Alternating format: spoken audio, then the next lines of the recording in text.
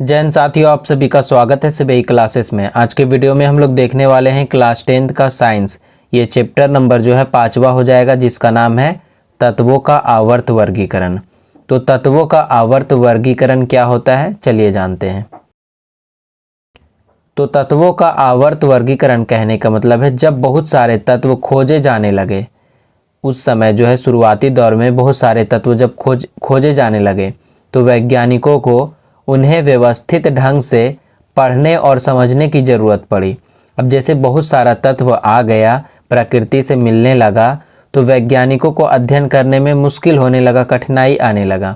इसलिए तत्वों को उनकी समान गुणों और परमाणु संख्या या फिर परमाणु द्रव्यमान के आधार पर अलग अलग समूहों और अवधियों में बांटने को आवर्त वर्गीकरण कहा जाता है। कहने का मतलब है शुरुआती दौर में तो कम तत्व था, लेकिन धीरे धीरे जैसे जैसे तत्व का संख्या बढ़ा वैसे वैसे वैज्ञानिक को अध्ययन करने में कठिनाई होने लगा। पहले कम तत्व था तो अध्ययन करने में आसानी था, लेकिन जैसे जैसे तत्व बढ़ा वैसे वैसे वैज्ञानिकों का जो है तत्वों का अध्ययन करने में कठिनाई आने लगा। इसलिए वो वैज्ञानिक लोग सोचने लगे कि कैसे भी करके इसे मतलब संगठित किया जाए, व्यवस्थित किया जाए।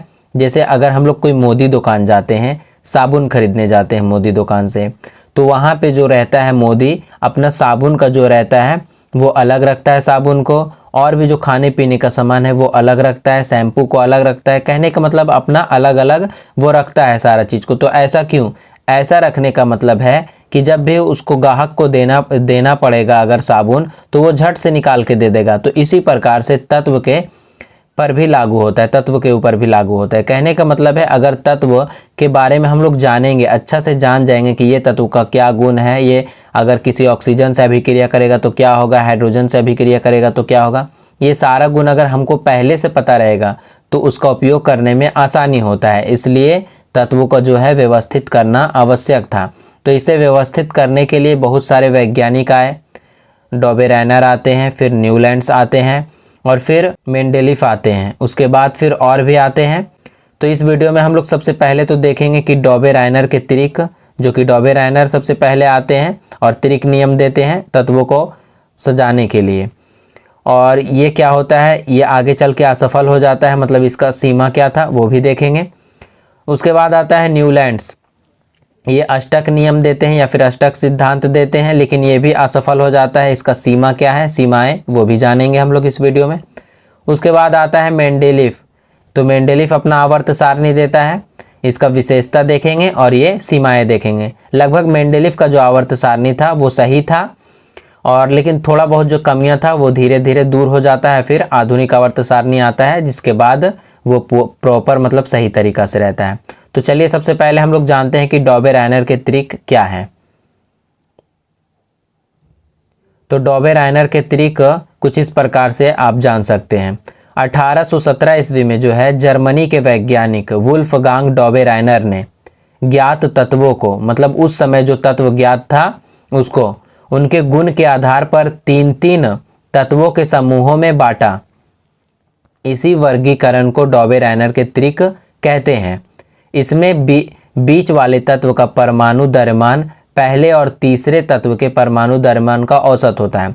तो इसे पढ़ने से आपको अगर समझ में नहीं आया तो बस ऐसे करके समझना है कि यहाँ पे जो है जो भी तत्व उस समय ज्ञात था डॉबेरेनर के समय में, वो लगभग कुछ कुछ तत्वों को उठाया और त्रिक नियम दिया, और वो मतलब ऐसे करके सजाया जो पहला तत्व है और जो लास्ट वाला तत्व है, ये दोनों को जोड़ने पर, ये दोनों का परमाणु द्रव्यमान को जोड़ने पर 2 से भाग करते हैं, तो ये बीच वाला जो होता है, बीच वाला तत्व, उसके लगभग औसत आता है।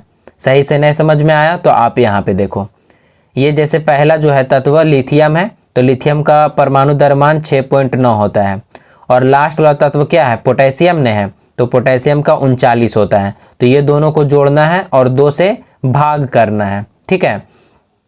अब ये 2 से भाग करेंगे जब इसे जोड़ के, तो यहाँ पे जो भी प्राप्त होगा भागफल जो भी आएगा वो जो है बीच वाला तत्व के लगभग औसत ही आएगा।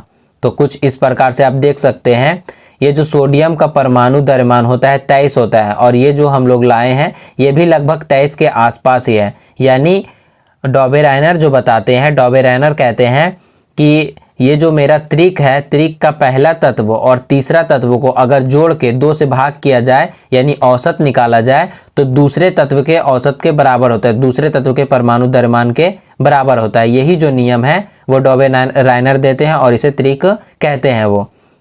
तो वो जो देते हैं नियम, तो बहुत सारा तत्व था तो सारा तत्व त्रिक नियम का पालन नहीं कर पाया। कुछ ही नियम, कुछ ही मतलब तत्व जो था वो त्रिक नियम का पालन किया। एनसीईआरटी में ये 3 त्रिक दिया गया है डॉबे-राइनर का, जो आपको याद रखना है। ये पहला त्रिक हो गया, ये दूसरा त्रिक और ये तीसरा त्रिक है। तो ये तीनों त्रिक को आपको याद रख लेना है एग्जाम के लिए, बहुत ही इंपॉर्टेंट है ये। अब हम लोग देखेंगे डॉबे-राइनर का जो त्रिक का सीमा है वो क्या है। तो डॉबे-राइनर के वर्गीकरण की सीमाएं क्या है वो जानते हैं। तो पहला पॉइंट में हो जाएगा सभी तत्वों को त्रिक में नहीं रखा जा सका।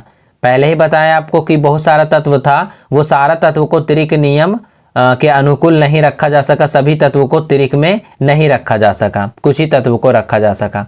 दूसरा पॉइंट हो जाएगा उनका सीमा में कि कई तत्व इस नियम का पालन नहीं करते थे, बहुत सारे ऐसे तत्व था जो इस नियम का पालन नहीं करता था। अगला पॉइंट हो जाएगा नए खोजे गए तत्व इसमें फिट नहीं हुए। कहने का मतलब है शुरुआत में जो तत्व था वही पूरा नहीं हो पाया, कुछ ही तत्व का त्रिक बन पाया था। और दूसरा पॉइंट में है कि ये जो है सभी तत्व पर लागू नहीं होता था। और तीसरा पॉइंट कि नया नया जब तत्व का खोज हो रहा था तो त्रिक नियम पर वो फिट नहीं बैठ पा रहा था। तो ये सारा जो है डॉबे-राइनर के त्रिक की जो सीमाएं हो जाएगा। अब हम लोग जानेंगे न्यूलैंड्स के बारे में। तो न्यूलैंड्स जो है अष्टक सिद्धांत देता है, अष्टक नियम देता है। क्या कहता है न्यूलैंड्स? तो न्यूलैंड्स कहता है 1866 ईस्वी में अंग्रेज वैज्ञानिक जॉन न्यूलैंड्स ने तत्वों को, जो उस समय ज्ञात तत्व था, उनके परमाणु द्रव्यमान के बढ़ते क्रम में सजाया। जो भी उस समय मतलब तत्व ज्ञात था उसको परमाणु द्रव्यमान के बढ़ते क्रम में सजाया न्यूलैंड्स। इसमें हाइड्रोजन से थोरियम तक कुल 56 तत्व शामिल थे। मतलब उस समय जो है 56 तत्वों को वो लिए न्यूलैंड्स और हाइड्रोजन से लेकर थोरियम तक सजा दिए।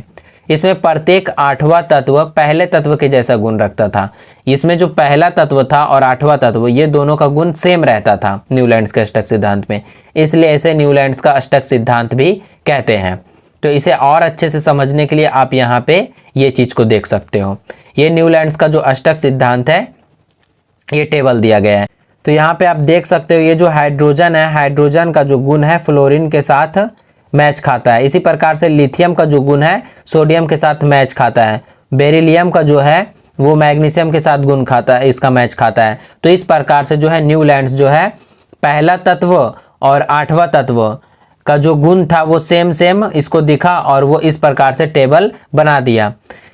जैसे हम लोग गाना में जो होता है 8 सुर होता है, सा रे गा मा पा धा नी, उसके बाद फिर से सा से शुरू होता है। तो इसी प्रकार से ये नियम अष्टक नियम कहलाया। अष्टक सुर होता है मतलब कोई भी गाना में, तो इसीलिए ये नियम को अष्टक नियम कहा गया, क्योंकि ये पहला ये जो सा रे गा मा पा धा नी करते हैं उसके बाद फिर से सा से शुरू करते हैं ना, इसी प्रकार से ये जो है इसमें हाइड्रोजन से लेकर पूरा जो आगे तक बढ़ते जाते हैं, फिर 8वां तत्व जो भी आता है वो पहले तत्व के समान ही उसका गुण होता है। तो इस प्रकार से जो है न्यूलैंड्स अष्टक नियम देता है। आशा करते हैं आपको अच्छे से ये वाला समझ में आ गया होगा। अब हम लोग देखेंगे न्यूलैंड्स का अष्टक सिद्धांत का सीमा क्या है, उसके बाद देखेंगे मेंडेलीफ के बारे में। तो न्यूलैंड्स के अष्टक सिद्धांत की क्या सीमाएं हैं वो देखते हैं। तो यहाँ पे देख रहे हैं आप, कैल्शियम के बाद वाले तत्व पर यह नियम लागू नहीं होता है। तो न्यूलैंड्स का जो अष्टक सिद्धांत था वो कैल्शियम के बाद वाले जो तत्व आ रहा था उस पर अष्टक नियम लागू नहीं हो पा रहा था। दूसरा पॉइंट हो जाएगा कि सभी तत्वों पर यह नियम लागू नहीं हुआ। उस समय जो ज्ञात था तत्व, सभी तत्वों पर लागू यह नियम नहीं हो पाया और जो नया नया तत्व मिल रहा था उस पर भी लागू नहीं हो पा रहा था। अगला पॉइंट है अलग अलग गुणों वाले तत्वों को एक साथ रख दिया गया। कहने का मतलब न्यूलैंड्स जो है अलग अलग गुण वाले तत्वों को एक साथ रख दिया था। जैसे कोबाल्ट जो है और निकेल को फ्लोरीन और क्लोरीन के साथ रखा गया, जो कि ऐसा संभव नहीं होना चाहिए था। कोबाल्ट और निकेल जो है वो फ्लोरीन और क्लोरीन के साथ नहीं रखा जाना चाहिए था। तो ये जो हो गया इसका सीमा हो गया। अब हम लोग जानते हैं मेंडेलीफ के बारे में कि मेंडेलीफ का आवर्त सारणी क्या है। लगभग ये सेम अच्छा आवर्त सारणी था और आधुनिक आवर्त सारणी भी इसी पे आधारित है, खाली थोड़ा सा चेंज हुआ आधुनिक आवर्त सारणी में। तो मेंडेलीव के आवर्त सारणी में क्या है, मेंडेलीव ने तत्वों को उनके बढ़ते हुए परमाणु द्रव्यमान के क्रम में सजाया और कहा तत्वों के गुण उनके परमाणु द्रव्यमान के आवर्त फलन होता है। ये जो मेंडेलीव है वो जितना भी तत्व ज्ञात था वो सबको परमाणु द्रव्यमान के बढ़ते क्रम में सजाया। सजाने के बाद क्या किया, वो बोला कि उनका जो परमाणु द्रव्यमान है वो आवर्त फलन होता है, तत्वों का गुण जो है उनके परमाणु द्रव्यमान के आवर्त फलन होता है। तो ऐसे आपको अच्छा से समझ में नहीं आ रहा होगा, मेंडेलीव का जो आवर्त सारणी है उसको आप देख लो तो और अच्छे से समझ में आएगा। तो ये मेंडेलीव का आवर्त सारणी है। तो आपको यहाँ पे ध्यान देना है, ये जो है ये इसका क्या हो जाएगा, ऐसे ऐसे जो लाइन है पूरा 6 ठो है, 1 2 3 4 5 नीचे तक 6 है, यानी इसमें जो है टोटल 6 आवर्त है। कितना आवर्त है, 6 आवर्त है। और दूसरा ये आप जो देख रहे हो 1 2 3 4 5 6 7 8, ये जो आप देख रहे हो ये समूह हो जाएगा। यानी मेंडेलीव का जो आवर्त सारणी है उसमें 6 आवर्त है और 8 समूह है।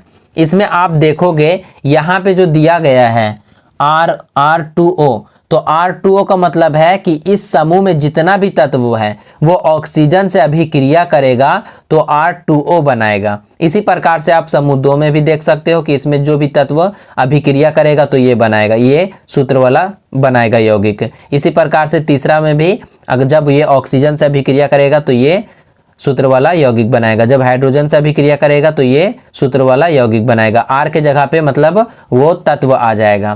तो इस प्रकार से आप समझ सकते हो, वो जो है प्रयोग किया कि ऑक्सीजन के साथ जब भी कोई तत्व अभिक्रिया करता है तो क्या बनाएगा, बहुत सारे तत्वों को वो खोजा, हाइड्रोजन को खोजा, जैसे लिथियम को, ये सारे तत्वों को मतलब खोजा और देखा कि ये ऑक्सीजन से अभिक्रिया करके क्या बनाता है। तो ये अधिकतर जितना भी ये आप देख रहे हो समूह में, ये सारा चीज जो है ऑक्सीजन से अभिक्रिया करके सारा तत्व मतलब ये डाइऑक्साइड बनाएगा, मतलब R2O बनाएगा। R के जगह पे वो तत्व रहेगा, लिथियम जैसे यहाँ पे रहेगा तो Li2O हो जाएगा, हाइड्रोजन रहेगा तो H2O हो जाएगा, ऑक्सीजन से साथ अभिक्रिया करेगा। तो ये तो आशा करते हैं आपको ये अच्छे से समझ में आ गया होगा। अब हम लोग देखते हैं मेंडेलीव के आवर्त सारणी की विशेषताएं क्या है। तो इसमें जो है 8 समूह है। सबसे पहला चीज हम लोग देखे हैं कि ये जो मेंडेलीव के आवर्त सारणी है इसमें कितना समूह है, 8 समूह है और 6 आवर्त हैं। दूसरा चीज, समान गुण वाले तत्वों को एक ही समूह में रखा गया। ये जो है मेंडेलीव जो समान गुण वाला था, जैसे हम लोग देखे अभी लिथियम जो है ऑक्सीजन से अभिक्रिया करता है तो भी वो Li2O बनाता है। इसी प्रकार से हाइड्रोजन भी जब ऑक्सीजन से अभिक्रिया करता है तो H2O बनाता है। तो इस प्रकार से वो जो है मेंडेलीव ये सब तत्वों को एक साथ ही रखा था, समान गुण वाले तत्वों को। उसके बाद तीसरा पॉइंट में खाली स्थान छोड़े गए ताकि भविष्य में खोजे जाने वाले तत्वों को रखा जा सके। मेंडेलीव जो है कुछ कुछ खाली स्थान भी छोड़ देता है और वो बोलता है कि भविष्य में जो है नया तत्व मिलेगा जो कि इस स्थान पे आ जाएगा। इसमें धातु और अधातु का पृथक्करण भी दिखा। इसमें जो है मेंडेलीव जो है धातु और अधातु को भी अलग करते हैं। उसके बाद पांचवा पॉइंट है, यह पहली सारणी थी जिसने तत्वों को व्यवस्थित रूप से वर्गीकृत किया। तो आपको अभी हम तुरंत जस्ट बताए थे पहले कि ये जो मेंडेलीव का आवर्त सारणी था वो एक तरह से बहुत अच्छा सारणी था। ये जो है पहली बार ऐसा सारणी था जिसने तत्वों को व्यवस्थित रूप से वर्गीकृत किया था। अब हम लोग देखते हैं मेंडेलीव के आवर्त सारणी का क्या परिसीमा है या फिर क्या सीमाएं हैं वो देखते हैं। तो यहाँ मेंडेलीव के आवर्त सारणी की सीमाएं, तो मेंडेलीव के आवर्त सारणी की सीमा क्या है, हाइड्रोजन को सही स्थान नहीं दिया गया। मेंडेलीव के आवर्त सारणी में जो है हाइड्रोजन को सही स्थान नहीं दिया गया। दूसरा चीज, आइसोटॉप्स को अलग अलग जगह रखना पड़ा। आइसोटॉप को क्या किया गया, अलग अलग जगह रखना पड़ा। तीसरा चीज है, कभी कभी भारी तत्व को हल्के से पहले रख दिया गया। ये जो है भारी तत्व को हल्के से पहले रख दिया गया। यहाँ एग्जाम्पल में आप देख सकते हो कि कोबाल्ट जो कि है भारी तत्व है वो निकेल से पहले है। भारी तत्व को कभी कभी पहले रख दिया मेंडेलीव ने। चौथा पॉइंट क्या है, समूह 8 में जो है कई तत्वों को साथ रख दिया गया जिससे समानता स्पष्ट नहीं हो पाई। मतलब जो है लास्ट में जो 8वां समूह है उसमें कई तत्वों को ऐसे ही रख दिया गया जिससे उसका जो है समानता स्पष्ट नहीं हो पा रहा है। तो ये उसका परिसीमा था मेंडलीव की आवर्त सारणी का। ये आइसोटॉप क्या होता है, अगर आपको नहीं पता है तो आप कमेंट में बताओ, मैं इसका आंसर मैं कमेंट में ही बता दूंगा। तो आशा करते हैं आपको अच्छे से समझ में आ गया होगा वीडियो, हर एक पॉइंट को अच्छे से आपको नोट डाउन करते चलना है। अगर आप यूं ही वीडियो देखते रहोगे तो आपको कुछ भी समझ में नहीं आएगा, आपको प्लेलिस्ट से वीडियो को देखना है ताकि स्टेप बाय स्टेप सारा चीज़ आपको अच्छे से समझ में आए। अगर आपको प्लेलिस्ट खोजना नहीं आता तो मैं साइंस का प्लेलिस्ट इस वीडियो के डिस्क्रिप्शन बॉक्स में दे दूंगा, तो वहाँ से आप लोग ज़रूर देख लेना।